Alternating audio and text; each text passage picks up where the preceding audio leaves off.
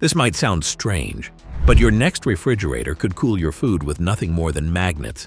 No gases, no compressors, no chemicals, just a quiet, spinning magnetic field chilling your groceries like something out of science fiction. And yet this isn't a fantasy. It's happening right now in labs and prototype showrooms. It's called magnetocaloric cooling, and it may be the key to ending our reliance on harmful refrigerants forever. What started as a curious material effect has evolved into a fully working alternative to vapor compression. But how does this technology work? And is it ready for your kitchen? Why we need to rethink refrigeration. Refrigeration is something we don't think about until it breaks. But behind that low hum in your fridge is a technology that hasn't changed much in over a century. The vapor compression system, still the standard in cooling, relies on chemical refrigerants like hydrofluorocarbons, or HFCs. These gases may do a great job keeping things cold, but when they leak into the atmosphere, they trap heat with frightening efficiency. Some of them are thousands of times more potent than carbon dioxide when it comes to warming the planet. Even alternatives like heat pumps, for all their energy-saving benefits, still use these problematic fluids. That's where magnetocaloric cooling enters the scene. Instead of depending on gases that change state under pressure, it uses solid materials that heat up and cool down when exposed to a magnetic field. No phase changes, no emissions, just a clean cycle powered by magnets. It's not just about environmental safety. Magnetocaloric systems have the potential to be quieter, more efficient, and even smaller. But to understand how we got to this point, we need to look deeper into the roots of how magnetic cooling was first imagined and how it might soon be everywhere. A cold idea that's been heating up. The magnetocaloric effect was first discovered in 1881. Scientists found that certain metals heat up when placed in a magnetic field and cool down when the field is removed. This change in temperature came from how the material's magnetic atoms aligned and then relaxed. But for decades, it was just a physics trick, not practical for machines. That changed with better materials and stronger magnets. Suddenly, researchers had access to alloys that showed bigger temperature swings. At the same time, permanent magnets became smaller and more affordable, making devices more compact and less expensive to build. This shift reignited interest in magnetic refrigeration. What was once an obscure field of study turned into a real path toward cleaner cooling.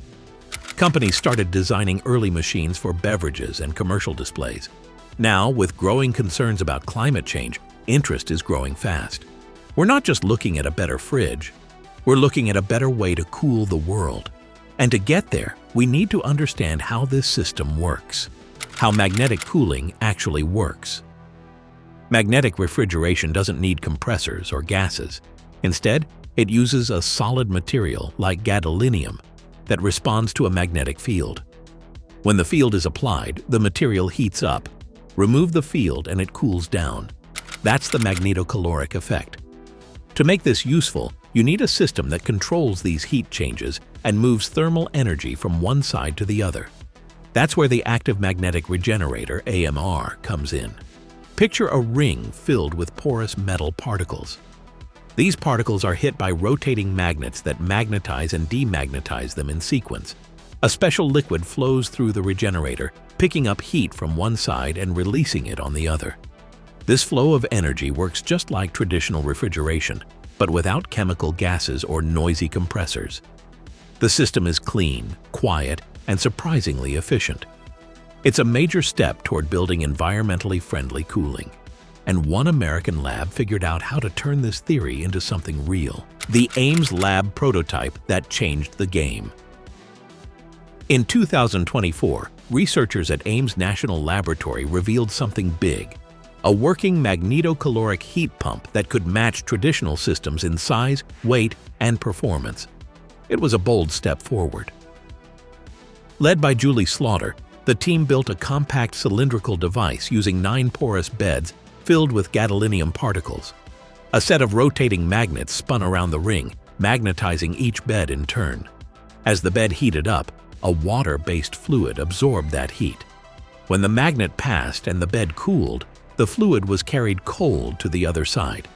This continuous loop mimicked the familiar vapor compression cycle, but without gases or compressors. Once the prototype worked with gadolinium, the team tried a better material, LaFeSi. The result? Higher power density, meaning more cooling from a smaller machine. And all without changing the basic design. This experiment didn't just prove magnetic cooling could work, it showed it could compete. Why LaFeSi could be the real breakthrough. While gadolinium got the prototype up and running, the real magic happened when the team at Ames Lab introduced LaFeSi, an alloy made of lanthanum, iron, and silicon. This material responded even more efficiently to magnetic fields, offering stronger cooling with less mass. That's a huge deal, because if you want to bring magnetic refrigeration into homes, the devices have to be compact and affordable. By swapping gadolinium for LaFeSi without changing the rest of the system, the researchers saw a dramatic increase in system power density, essentially more cooling per kilogram. That's the kind of leap that pushes a lab experiment into the realm of real products. According to their projections, LaFeSi could allow magnetic heat pumps to deliver up to 1 kilowatt of cooling power, making them competitive with small air conditioners and fridges. This wasn't just a tweak, it was a turning point. A single materials upgrade showed that magnetocaloric systems could be scaled, simplified, and eventually sold to consumers.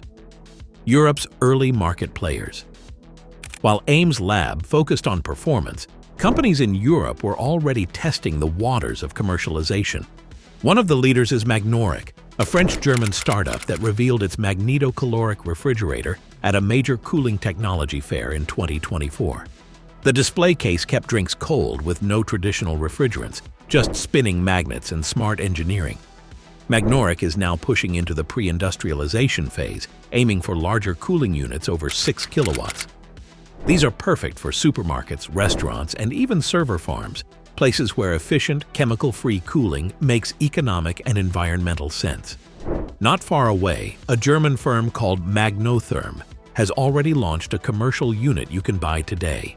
These companies aren't just building demos, they're solving real-world problems, showing that magnetic cooling isn't some distant dream. It's here, it works, and it's improving fast. What's missing is the final leap, from commercial to consumer. But with research and investment speeding up, it may only be a matter of time before it's in your kitchen. The challenges still holding it back. Even with all the promise, magnetocaloric cooling isn't ready to take over your home just yet. One major hurdle is cost. The materials involved, like gadolinium or LaFeSi, and the precision engineering required, still make these systems more expensive than traditional fridges or heat pumps. While permanent magnets have become cheaper, they're still a limiting factor, especially because they're also in high demand for electric vehicles and wind turbines. Another challenge is complexity.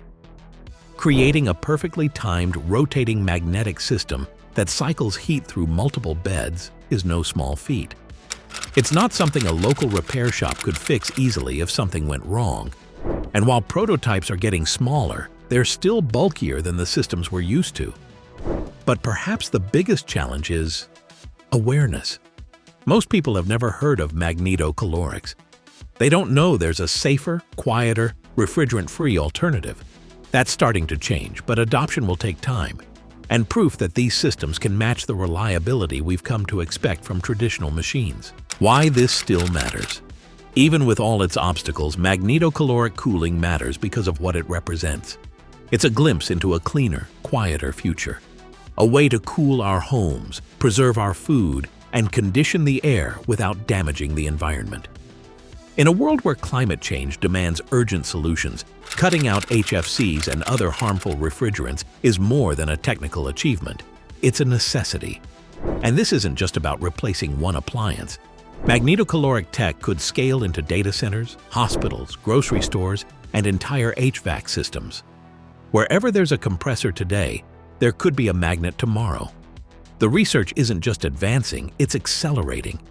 With government labs, startups, and engineers all pushing the envelope, the pieces are falling into place. What was once an academic theory has turned into a working system, And with continued refinement, it could reshape how we cool everything, from our groceries to our planet.